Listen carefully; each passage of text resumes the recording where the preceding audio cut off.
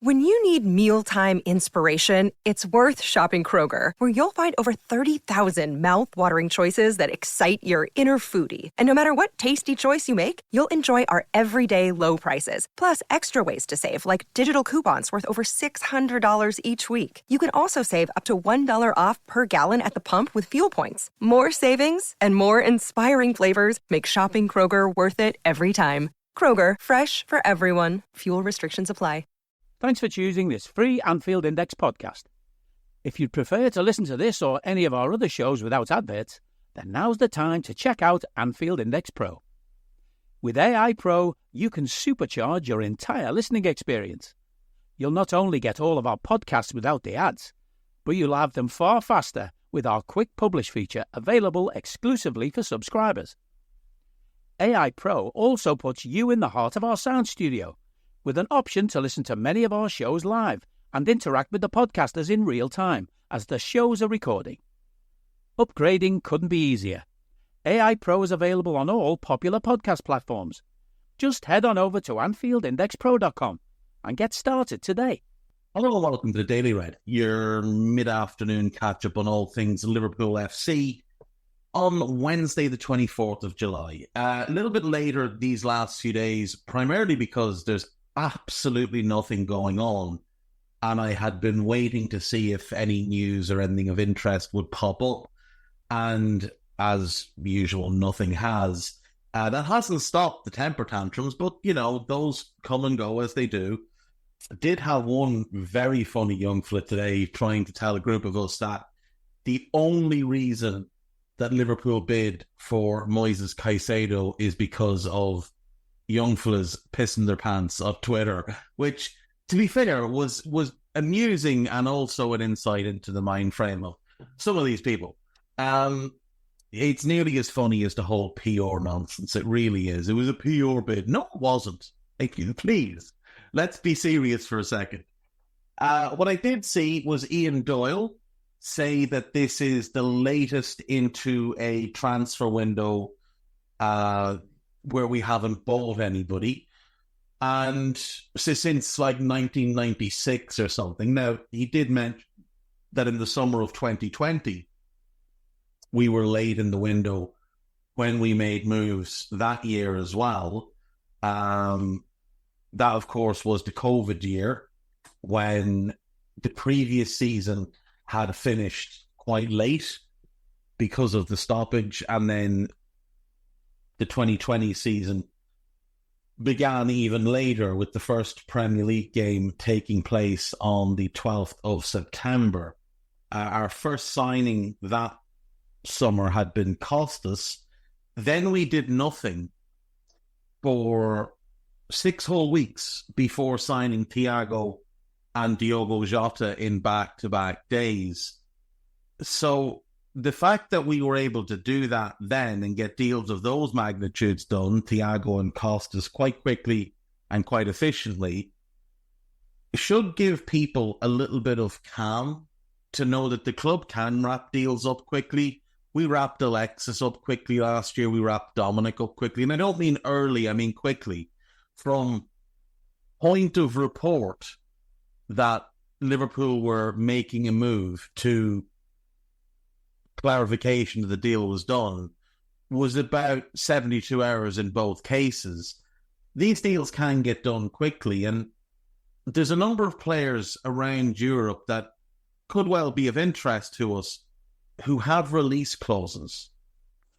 Alan Varela is a prime example. If we want, we can just go and trigger that release clause. It's not going to take a whole load of negotiation. There's a bunch of other players out there with release clauses. They're deals that can be done quickly, where we can agree terms with an agent prior to it becoming public knowledge that we have any interest in the player, trigger the release clause, and all of a sudden the deal is done. So not everything needs to be done in June or July or even early August. Deals can be done later. There's a couple of other things to factor in. Number one, the market has changed, and more we're seeing clubs do their business a little bit later in the window because there's more bargains potentially to be had a little bit later in the window because selling clubs may be forced into parting with one of their better players in order to satisfy the profit and sustainability rules that govern the Premier League. You look at last summer, there was a lot of business done late in the window, particularly Nottingham Forest selling Brennan Johnson very late in the window. They could have sold him much earlier, but they chose to hang on and wait till the end. The primary reason for that, not only to satisfy PSR, that's why they sold him, but the reason they held on to him till the end of the window is the second reason that a lot of clubs are holding off on business now, a lot of the bigger clubs. It's because those smaller clubs, they want to buy before they sell. They know they need to balance their books, but they want to buy first so that they can find value in those deals, rather than selling first, having a large sum of money available to them, and every other club being aware that, well, they're now cash rich, so we're going to hold out for a premium on our player. Like, again, let's take the Varela example. Porto have been linked to a number of players this summer, and it's pretty widely known that they're open to selling Varela because of their financial situation. They're in a substantial amount of debt, in large part because their previous owner, our previous president, ran the club in quite an erratic fashion for a number of years. George Nuno Pinto da Costa, he was the president of Porto from 1982 up until 2024, and their finances fluctuated wildly in that point, despite the fact that they've always sold well. But because of decisions he was making, the club were struggling to stay on an even footing financially. Villas-Boas has taken over this summer, and it's been said that what he wants to do, and one of the things he ran on, was actually settling down the finances and turning them into a more profitable club, which is part of how he won the election. Their only signing thus far has been Francisco Conceição, who is the son of former manager Sergio Conceição, who they sold to Ajax. I want to say it could have been last summer or the summer before. But they've brought him back for 10 million. They've also been linked with a number of moves for midfielders and central defenders. And it was 2 summers ago he went to Ajax and he was at Porto on loan last season. I think that's what it was. Either way, they're being linked with moves for players like Ezequiel Fernandez. They've been linked with a move for Andre Trinidad, who might well end up at Fulham. But what they're trying to do is drive the prices down on those players and cry poor mouth. Like, we don't have a ton of money to spend, but the player wants this move. And you can either take our offer, which is under your valuation of Ezequiel Fernandez. I think Boca Juniors want 16, 17 million for him. Porto were offering, I think, 12. There's a Saudi club that have now gotten involved, which complicates things. But Porto were hoping to get him in that 12 to 14 million range, as opposed to that little bit higher. Now, Porto could well afford to go and buy him if they had Varela sold, but they don't want to do that. They'd rather buy him first and then sell Varela and end up with more profit to help balance their books. That's the case with a lot of clubs around Europe. Like Forest, as an example.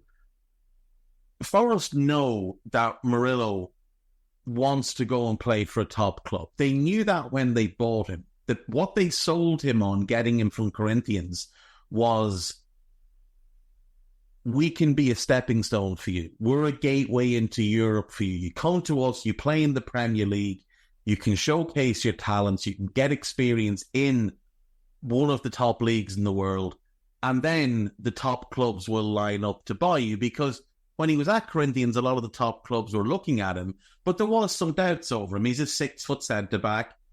He's got an unusual build for a footballer. He's built more like a rugby player. he's very, very sturdy. Like, he's not heavy, but he is sturdy. Like, he's a stocky fella. And that turned a lot of clubs off on. We were linked with him when he was there, but at 6 foot tall, we weren't going to bring him in. However, he went to Forest. He's done really well. If we wanted to buy a left-footed centre-back to play as a left-back in that role that we've talked about in Capier and Calafiori and Lukeba, if we wanted to buy someone like Murillo for that role, he would fit it really well. And we know he's more than good enough in the Premier League. He's proven he's good enough in the Premier League.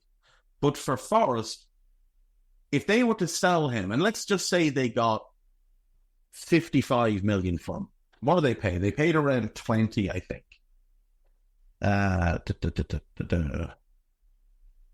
They paid 12 plus 3 million in add-ons.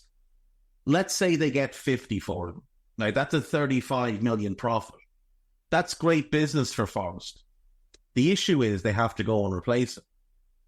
The easiest way to replace him is to do so before you sell him. Is to spend that money before it comes in the door. Because let's just say they're looking at, I don't know. Let's just say they had been looking at Jacob Greaves. I know he's gone now, but just as an example, if they wanted to buy Jacob Greaves for 13 or 14 million, whatever it is, Ipswich have paid, but Hull had known, well, they've got 50 million sitting in their pocket. Hull might have tried to push that price up to 20 million.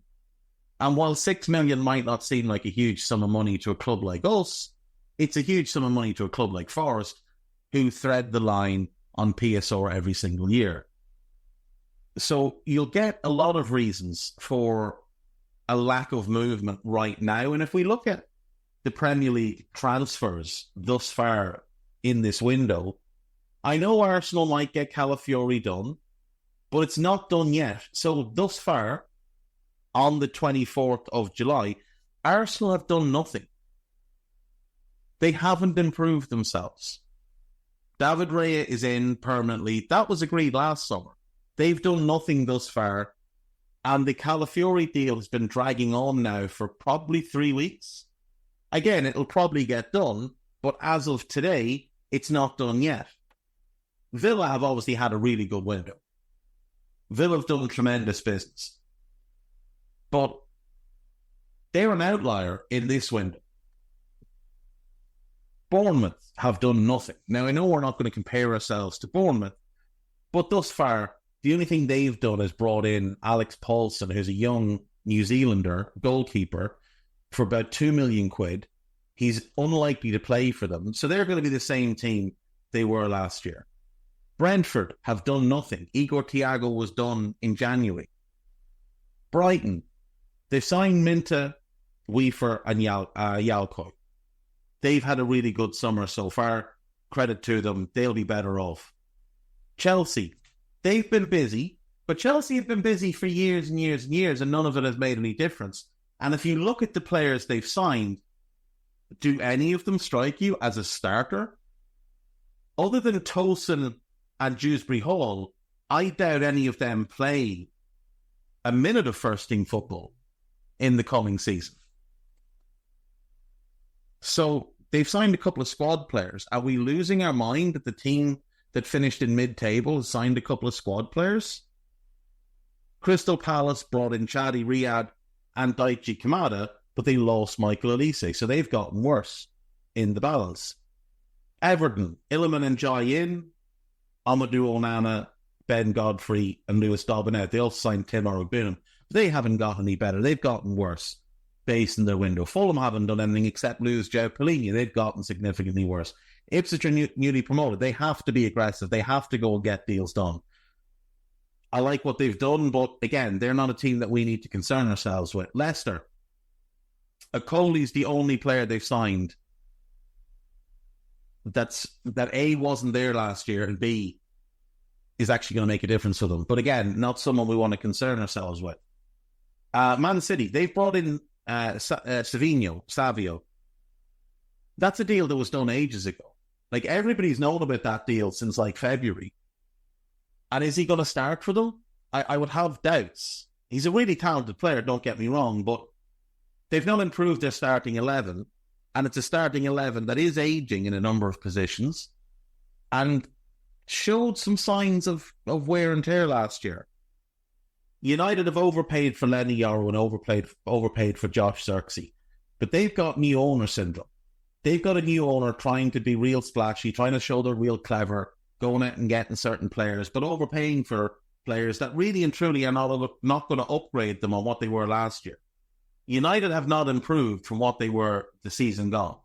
Now, what might improve them is better fitness look. They had a lot of injuries last year. The same situation as us. Newcastle. Lewis Hall was there last year. Vlachodimos is a mediocre goalkeeper. They've signed Lloyd Kelly on a free. That's their one improvement. But they lost Elliot Anderson, who was a good midfielder, and they sold Yankuba Minteh. I don't think Newcastle have gotten any better. Forest have made a couple of good signings. Anderson, Milinkovic. Again, they're not a team we're competing with. These are teams that have to go early because these are teams that, again, may well have to sell late in the window to balance things and want to get business done quickly. Southampton, Howard Bellis was there last year, Downs was there last year. The other three they've brought in, they brought in Charlie Taylor and Lallana, but nobody cares about Lallana. Sugawara, Ronnie Edwards and Nathan Wood. I wouldn't imagine any of them are going to be starters. So they're going to be the same team as they were last year, as things currently stand. Tottenham signed Archie Gray and Lucas Bergvall. The Bergvall one was done in January. So they haven't... The only deal they've done so far is Archie Gray. And as brilliant as I think he is, and I genuinely do think that kid is going to be really special, is he going to be a starter this coming season? No, he's not. So they haven't improved their team either. West Ham have signed Max Kilman. It's a good signing for them. Luis Guilherme is a couple of years away from being ready to start in the Premier League. And Wes Fotheringham is best known for Paolo Di Canio calling him League One West on Sky Sports a few years ago. And if you haven't seen the Simon Ferry interviews where he talks about the Di Canio in general at Swindon, and also Thomas Gravison when he's at Celtic, just Google or YouTube Simon Ferry, Thomas Gravison, and Simon Ferry, Paolo Di Canio, Simon Ferry, Wes Fotheringham. These are gold. These are absolute genius. And then Wolves have signed a couple of backup right backs, a midfielder they had there last year, and a 24-year-old Norwegian striker that I wouldn't imagine many people had heard of before this summer. So they haven't done anything really to improve themselves either. So my point is, when we look up and down the Premier League, who's actually gotten better so far? Like, who's actually gotten better so far? I think Brighton have, but they're not a team we're in competition with.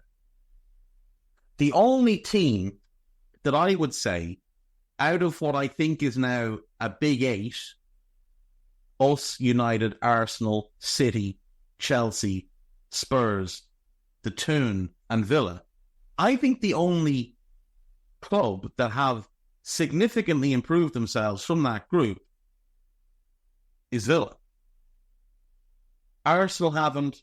City adding Savinho is a really good get, but again, it's not really a player they've bought. He was in their organisation to begin with. They haven't actually bought anybody.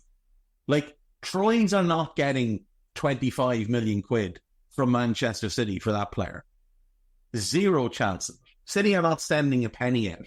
That's just going to be put down on their accounts as the City Football Group manipulate things and continue to destroy the club that is Troyes. The only club that's actually done anything to improve themselves is Villa.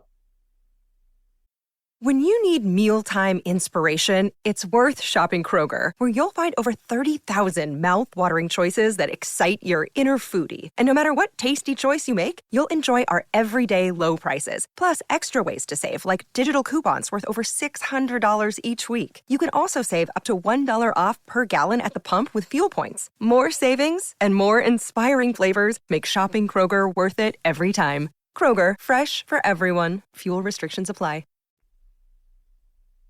Spurs have improved their squad a little bit. Toon have improved their depth a little bit. Chelsea have improved their depth. United have improved their depth up front but gotten worse at centre-back. Arsenal have done nothing. Like, people seem to believe that we're all of a sudden falling behind all these other clubs. That's not the case at all. And Villa last season finished quite a bit behind us.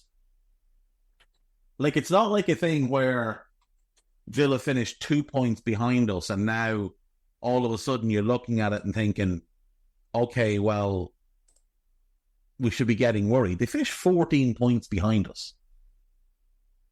And they lost Douglas Luiz, who was an important player. They've also lost Moussa Diaby, who was an important player. I think the business they've done has been excellent. I think overall, they've definitely improved.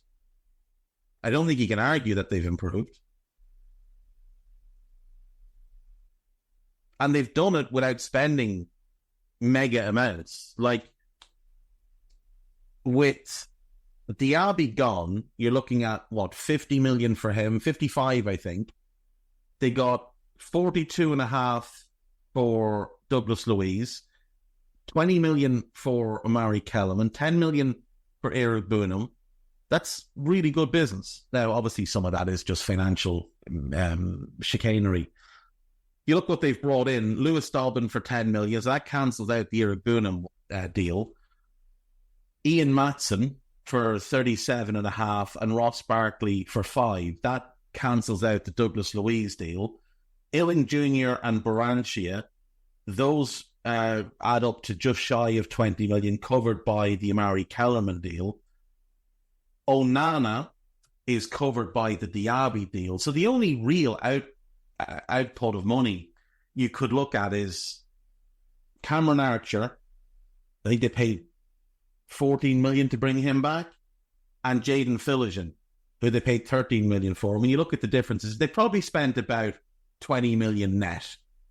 And they might still sell John Duran. Now, they still need to buy a centre-back, and they might buy something else as well. But what I really like about their window is they've improved their defence by bringing in Ian Matson, who's better than any of the left-backs they had last year. I think they've improved their midfield. They lose Luis and Eric Bunham, and they sold Morgan. Actually, they sold Morgan Sanson for about 5 million. So it's about a 15 million net spend. But they lose Eric Bunham, who barely played. I think he was on loan most of last season. And Douglas Luiz. They bring in Onana, who's better than Luiz, Barkley and Baranchia. That's a big upgrade in midfield for me. Overall, those three add a lot more than just Douglas Luiz. And while none of the attackers individually are better than Moussa Diaby, the collective of Cameron Archer, Lewis Dobbin, Samuel Illing Jr. and Jadon Philligan, I think, is better than just having Diaby, who was very inconsistent last season and clearly is overly motivated by the sweet smell of cash. So Villa have done really well, and they've improved. But nobody else that we need to be concerning ourselves with has improved. We don't need to be worrying that we're going to fall off. The floor for this team remains third. If we look at our team from last season and look at games played from last season, purely by players, touch wood, staying fit, we should have improvement. Alisson missed 10 Premier League matches. That's our starting goalkeeper. He missed 10 Premier League matches. Trent missed 10 Premier League matches. He only started 25, missed 10 overall, but didn't start in 13. Normally, Trent would play about 35, 36 games. That improves us if he gets back to a more consistent level of fitness and availability. Ibu only started 17 league games. He played in 22 and he started 17. Now, he was on the bench unused for a couple of games, but I think we'll see more of Ibu this season. I think Ibu's going to have 25 Premier League starts this year. You know what that does? It makes us better. Virgil played 36 starts. I'd expect similar enough this season. Now, left back last season, we chopped and changed. Robbo started 18 games. Costa started 8. Joe Gomez started the rest of the games at left back. He also played in other positions. That's a lot of change. 3 different types of footballers in that role. With a bit of luck, we will go and buy a starting left back who will give us a consistent presence there. And consistent presence means that the left back and left side centre back can build a partnership and an understanding. And do you know what that does? It makes you better. In midfield, Endo only started 20 games, which means we had 18 games with a non-defensive midfielder starting in defensive midfield. Again, the hope is we go and we buy a defensive midfielder this summer who can start 32 to 35 games, means Endo starts between 3 and 6 Premier League matches and also has a bunch of sub-appearances and plays in the Cups. Do you know what that does? It makes us better. Alexis missed 7 Premier League starts last year, 5 games, but 7 starts. But the problem is he was wasted for a bunch of games in that defensive midfield role. You put Alexis back in his true position, and you know what it does? It makes us better.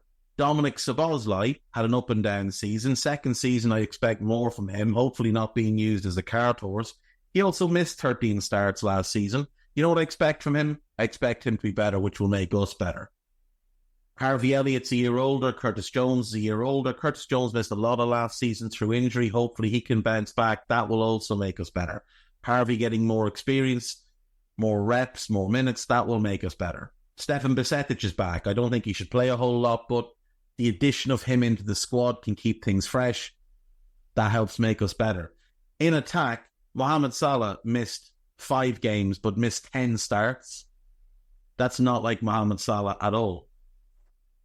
So the hope will be he returns to the usual Mohamed Salah level of fitness. No AFCON to worry about this coming season.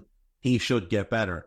Luis Diaz should get better because he should be used better. Cody Gakpo should get better because he should be used better. Same as Szoboszlai. And then Darwin Núñez should get better because he should be used better.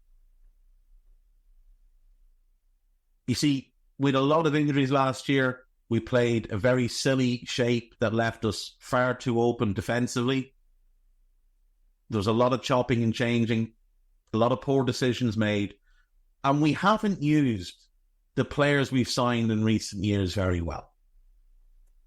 Last summer, we signed Alexis and Szoboszlai, and neither of them were used properly for the majority of the season. Dominic was used as a cart horse and Alexis was used as a 6. That's not what either of them are.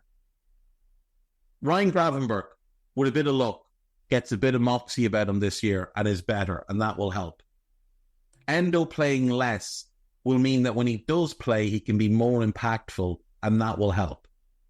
But other than Endo, I don't think we could say any of the players that we bought last summer were actually used in the best way to get the best out of them.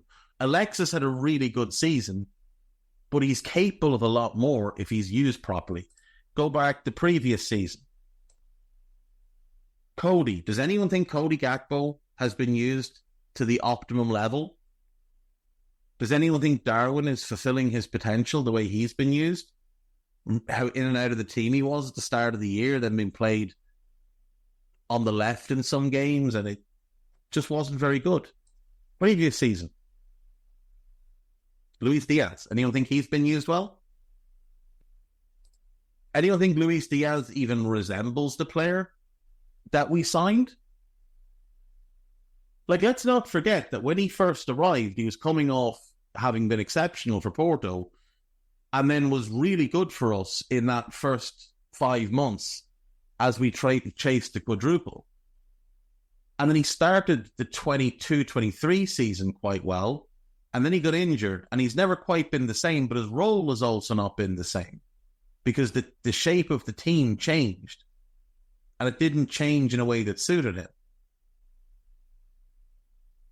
So you would hope with a new manager, with a new approach to fitness and health maintenance and injury prevention, that not that Slot is a better manager than Klopp, of course not, but that maybe his tactical approach gets more out of those players than Jurgen's tactical approach.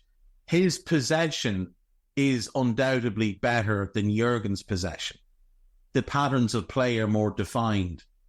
They're more automated. They're more drilled. Last summer, we had Pep and Linders talking about how Liverpool's identity on the ball was going to be street football, which quite frankly is a nonsense.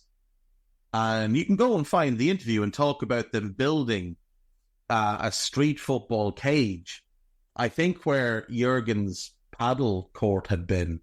But it definitely didn't work for us. It didn't suit us at all. I think Arne Slot's on-ball brand of football is very similar to Roberto De Zerbi's in terms of how his team builds up, how they play, what they look for. I think it will have a positive impact on all of our attacking players. Now, obviously, Jurgen's gotten every single bit out of Mo, so there won't be an improvement in Mo, but I do think there can be improvements across the board in all the rest of them, potentially even including Diogo Jota, who I could see being used slightly differently to what Jurgen was doing with him. I think we'll kick on in the attack next season just through coaching, through the style of play. The issue is, can we kick on defensively? And to do that, we need a defensive midfielder and we need a defensive left-back. And frankly, this idea that we need to go and buy 4 and 5 and 6 players is nonsensical. We would all like to see us go and buy those players, but we don't need to buy them. I went through all our defensive options last week. The only thing we need defensively, as things stand, is a left-back. That's it, defensively.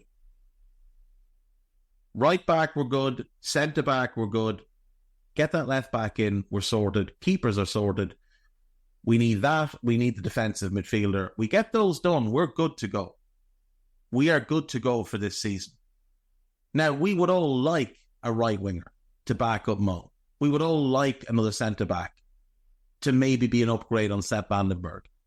But they're not things we need. Sepp is fine. He's a good centre back.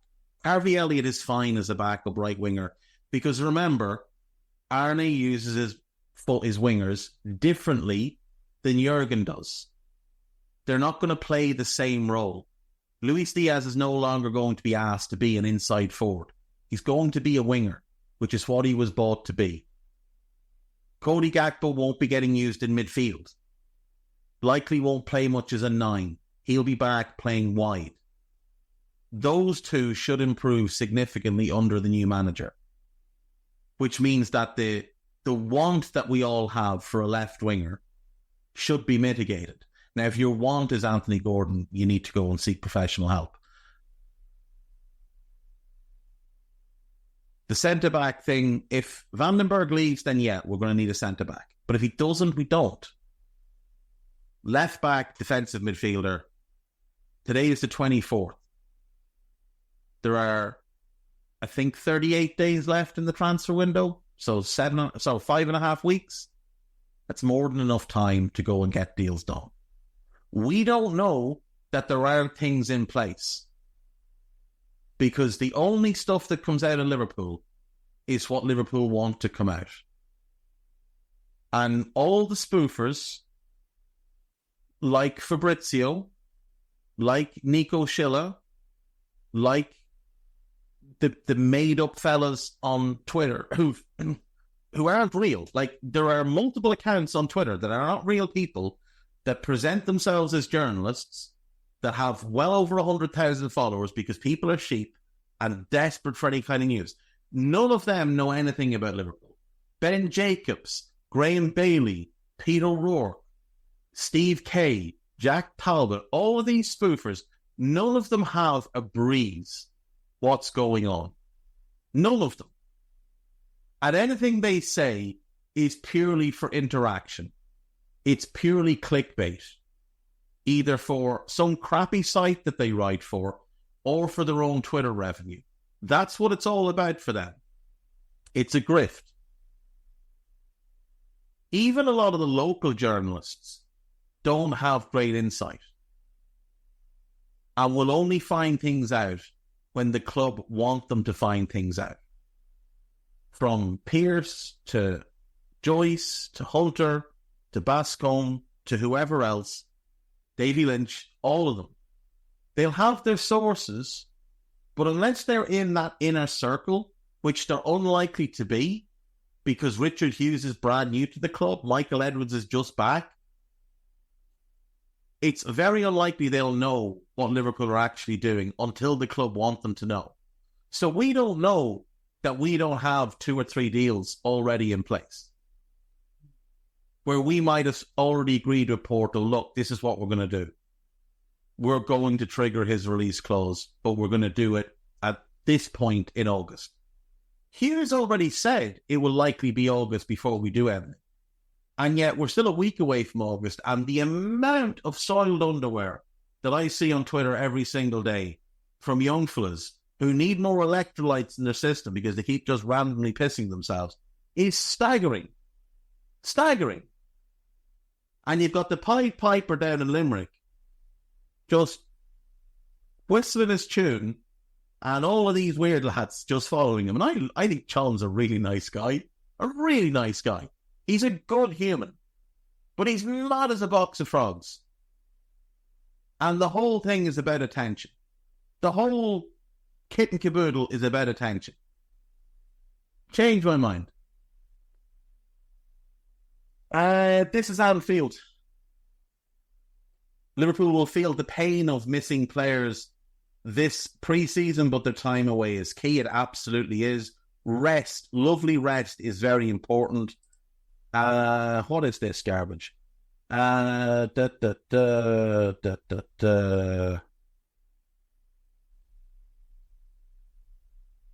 you know, I've had enough of John Achterberg in his interviews and the utter tripe that he says. I've absolutely had my share of listening to him talk absolute bobbins, and so I can't be arsed with that.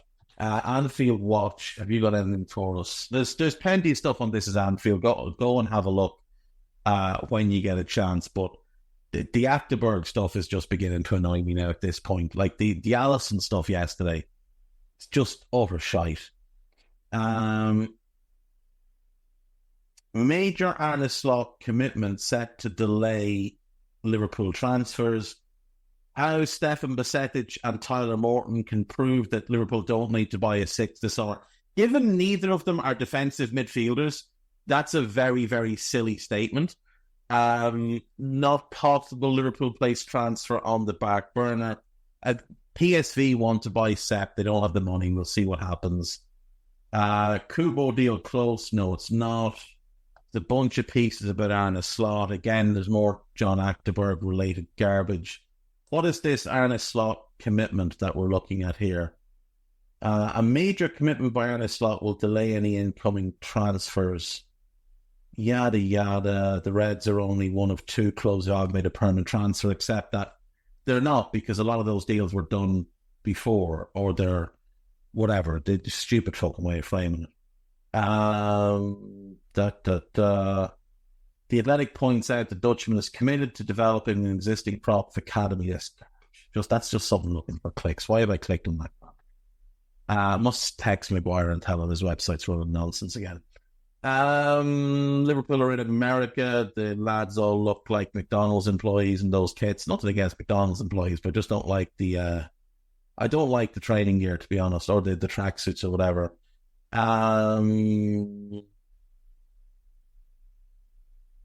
Let's see, what else have we got here? There's a piece about David James waffling, a piece about Virgil and KDB hanging out with Calvin Harris. Paddy Pimblett fires message to Dana White. Can Paddy Pimblett ever just go away? Seriously. I'm looking forward to his next fight, though. Right, AnfieldIndex.com. How to find the stunning Howard Gale murals. There's a new mural of Howard Gale in Liverpool. Obviously, the first black player to ever play for the club. So if you're in the city, well worth going to see it. If not, have a read of the piece if you're planning a visit. And there's a piece about Adrian talking why he left.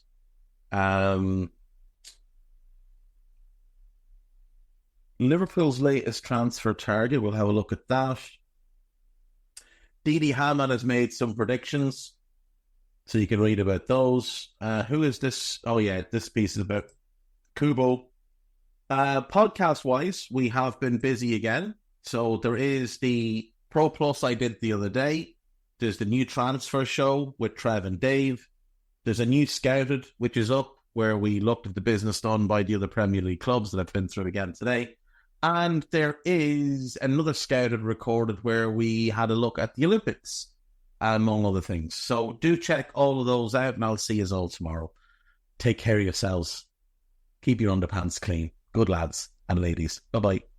We hope you enjoyed listening to this Anfield Index show. Please be sure to subscribe to our channel so future podcasts find their way to your device automatically. There's nothing quite like fan engagement, and we'd love to know what you think of anything discussed on this show. The best way to get in touch is over on our free Discord community, where both podcasters and listeners debate the hottest LFC topics 24/7. Sign up free now at AnfieldIndex.com/Discord. You won't regret it.